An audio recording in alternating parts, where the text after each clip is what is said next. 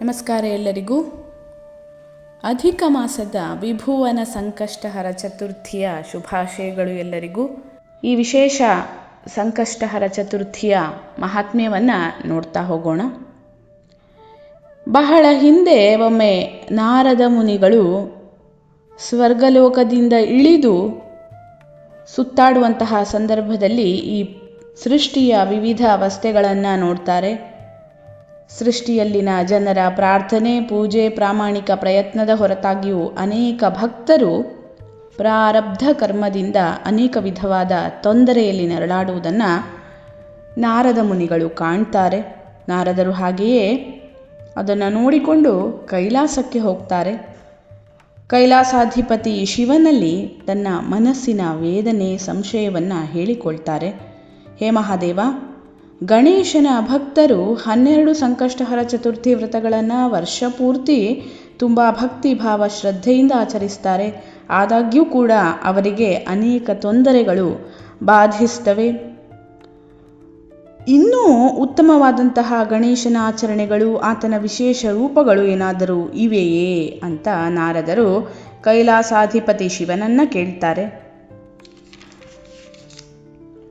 ಆಗ ಶಿವದೇವರು ಮುಗುಳ್ನಗುತ್ತಾ ಹೇಳ್ತಾರೆ, ಹೇ ನಾರದ, ನೀನು ನನ್ನಲ್ಲಿ ಅತ್ಯಂತ ವಿರಳವೂ ತುಂಬ ಫಲಪ್ರದವಾದ ಸಂಕಷ್ಟಿ ಚತುರ್ಥಿಯ ಬಗ್ಗೆ, ಸಂಕಷ್ಟಹರ ಚತುರ್ಥಿಯ ಬಗ್ಗೆ ಕೇಳ್ತಾ ಇದ್ದೀಯಾ. ಅದರ ಹೆಸರು ವಿಭುವನ ಸಂಕಷ್ಟಹರ ಚತುರ್ಥಿ. ಇದು ಅಧಿಕ ಮಾಸದ ಕೃಷ್ಣ ಪಕ್ಷದ ಚತುರ್ಥಿ ಎಂದು ಬರ್ತದೆ. ಆ ದಿನ ನನ್ನ ಮಗ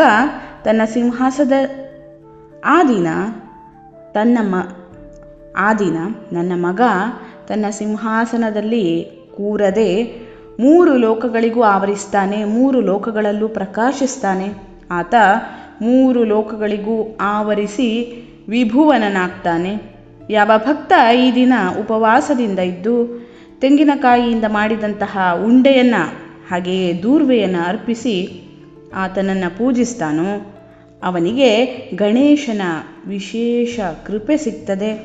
ಆತನಿಗೆ ಗಣೇಶನ ವಿಶ್ವವ್ಯಾಪಿಯಾದ ಸಾನ್ನಿಧ್ಯ ಸಿಗ್ತದೆ ಅಂತ ಹೇಳ್ತಾರೆ ಶಿವದೇವರು ನಾರದ ಮುನಿಯಲ್ಲಿ.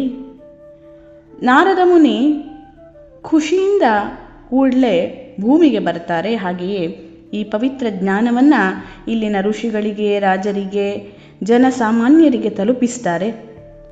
ಆ ದಿನದಿಂದ ಪವಿತ್ರ ಪರಮ ಪಾವನ ವಿಭುವನ ಸಂಕಷ್ಟಹರ ಚತುರ್ಥಿ ಆಚರಣೆಗೆ ಬಂತು ಅಂತ ಹೇಳಲಾಗ್ತದೆ.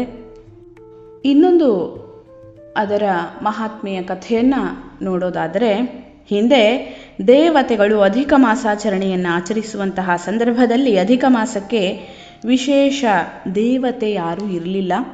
ದೇವತೆಗಳು ಇಂತಹ ಸಂದರ್ಭದಲ್ಲಿ ವಿಷ್ಣುವನ್ನು ಪ್ರಾರ್ಥಿಸ್ತಾರೆ, ಆತನ ಬಳಿ ಬರ್ತಾರೆ. ಆಗ ವಿಷ್ಣು ಹೇಳುತ್ತಾನೆ, ಅಧಿಕ ಮಾಸ ತುಂಬ ವಿಶೇಷ. ಆ ಸಂದರ್ಭದಲ್ಲಿ ಮಾಡಿದಂತಹ ದೇವತಾರಾಧನೆ, ದೇವತಾ ಕಾರ್ಯಗಳು ಅನೇಕ ಪಟ್ಟು ಒಳ್ಳೆಯ ಫಲವನ್ನು ಕೊಡ್ತವೆ ಅಂತ. ಆಶ್ಚರ್ಯಚಕಿತರಾದಂತಹ ದೇವತೆಗಳು ಕೇಳ್ತಾರೆ, ಯಾವ ದೇವತೆಯನ್ನು ನಿಶ್ಚಿತವಾಗಿ ವಿಶೇಷವಾಗಿ ಆ ಮಾಸದ ಅಧಿದೇವತೆ ಅಂತ ಹೇಳಿ ತಿಳಿಯಬೇಕು ಅಂತ.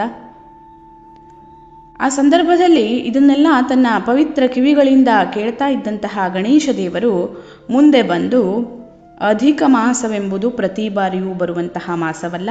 ವಿಭುವನವೆಂಬ ನನ್ನ ಪವಿತ್ರ ರೂಪ ಯಾವುದೇ ಒಂದು ಸ್ಥಳಕ್ಕೆ ಸೀಮಿತವಾಗದೆ ವಿಶ್ವದ ಎಲ್ಲ ಕಡೆ ಒಮ್ಮೆಲೇ ಕಾಣಿಸಿಕೊಳ್ತದೆ. ಅಧಿಕ ಮಾಸದ ಕೃಷ್ಣ ಪಕ್ಷದ ಸಂಕಷ್ಟಿಯಂದು ನಾನು ನನ್ನ ಭಕ್ತರಿಗೆ ಈ ರೂಪದಲ್ಲಿ ಕಾಣಿಸಿಕೊಳ್ಳುವೆ ಅಂತ ಹೇಳುತ್ತಾರೆ. ಆ ದಿನದಿಂದ ವಿಭುವನ ಸಂಕಷ್ಟಹರ ಚತುರ್ಥಿ ಅಧಿಕ ಮಾಸದಲ್ಲಿ ಬರುವಂತಹ ಸಂಕಷ್ಟಿಯಾಯಿತು ಅಂತ ಹೇಳಲಾಗ್ತದೆ.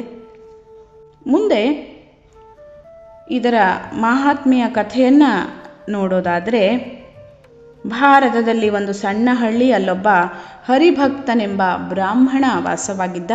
ಆತ ಗಣೇಶನ ಪರಮ ಭಕ್ತನಾಗಿದ್ದು ಒಂದೇ ಒಂದು ಸಂಕಷ್ಟಹರ ಚತುರ್ಥಿ ಆಚರಣೆಯನ್ನು ತಪ್ಪಿಸ್ತಾ ಇರಲಿಲ್ಲ. ಅಷ್ಟೊಂದು ಭಕ್ತಿ ಭಾವವಿದ್ದೂ ಕೂಡ ಆತನ ಗದ್ದೆಯಲ್ಲಿ ಆತನಿಗೆ 3 ವರ್ಷಗಳವರೆಗೆ ಒಳ್ಳೆಯ ಫಸಲು, ಒಳ್ಳೆಯ ಇಳುವರಿ ಬರಲಿಲ್ಲ. ಹಾಗೆಯೇ ಆತ ಸಾಲ ಮಾಡ್ತಾ ಹೋದ, ಸಾಲ ಏರ್ತಾ ಹೋಯಿತು. ಮನೆಯಲ್ಲಿ ಮಕ್ಕಳು ಹಸಿವಿನಿಂದ ನರಳಬೇಕಾಯಿತು. ಅಕ್ಕಪಕ್ಕದ ಮನೆಯವರು ಆತನ ನಂಬಿಕೆಯನ್ನು ಅಳಿಯಲು ಪ್ರಾರಂಭಿಸಿದರು. ವಿಭುವನ ಸಂಕಷ್ಟಹರ ಚತುರ್ಥಿಗೂ ಮುನ್ನ, ಅಂದರೆ ಸ್ವಲ್ಪ ದಿವಸಗಳ ಮೊದಲು, ಒಂದು ಸಂಜೆ ಒಬ್ಬ ಸನ್ಯಾಸಿ ಆ ಹಳ್ಳಿಗೆ ಬರ್ತಾನೆ. ಆತ ತಿರುಗಾಡ್ತಾ ಹರಿಭಕ್ತನ ಮನೆಯ ಮುಂದೆ ಬರ್ತಾನೆ, ಹರಿಭಕ್ತನ ಮನೆಗೆ ಬರ್ತಾನೆ. ಆತ ಹೇಳ್ತಾನೆ, ನಾನು ನಿನ್ನ ಗಣೇಶನಲ್ಲಿರುವಂತಹ ಪ್ರಾಮಾಣಿಕ ಹಾಗೂ ಅಧಿಕ ಭಕ್ತಿಯನ್ನು ನೋಡಿರ್ತೇನೆ. ನಿನಗೆ ವಿಭುವನವೆಂಬ ಸಂಕಷ್ಟಿಯ ಬಗ್ಗೆ ತಿಳಿದಿದೆಯೇ ಅಂತ ಕೇಳ್ತಾನೆ. ಮುಂದೆ ಹೇಳ್ತಾನೆ, ವಿಭುವನವೆಂಬ ಸಂಕಷ್ಟಿ ಅಧಿಕ ಮಾಸದ ಕೃಷ್ಣ ಪಕ್ಷದ ಚತುರ್ಥಿ ಎಂದು ಬರ್ತದೆ. ಆ ದಿನ ಗಣೇಶ ದೇವರು ವಿಭುವನ ಅಂತಂದರೆ 3 ಲೋಕಗಳಿಗೂ ಒಮ್ಮೆಲೇ ಗೋಚರನಾಗ್ತಾನೆ, ಪ್ರಕಾಶಿಸ್ತಾನೆ. ಅಂತಹ ವಿಭುವನ ಗಣೇಶನಿಗೆ ತೆಂಗಿನಕಾಯಿಯ ಲಡ್ಡುಗಳ ನೈವೇದ್ಯವನ್ನು ಮಾಡಿ ಅದನ್ನು ಪ್ರಸಾದವಾಗಿ ಸ್ವೀಕರಿಸಿ ಉಪವಾಸವನ್ನು ಮಾಡಿ ವ್ರತಾಚರಣೆಯನ್ನು ಮಾಡಿ ಆತನಿಗೆ ಪೂರ್ತಿಯಾಗಿ ನೀನು ಶರಣಾಗು, ನಿನ್ನ ಕಷ್ಟಗಳನ್ನು ಪೂರ್ತಿಯಾಗಿ ಆತನಿಗೆ ಅರ್ಪಿಸು ಅಂತ ಹೇಳ್ತಾನೆ ಆ ಮುನಿ.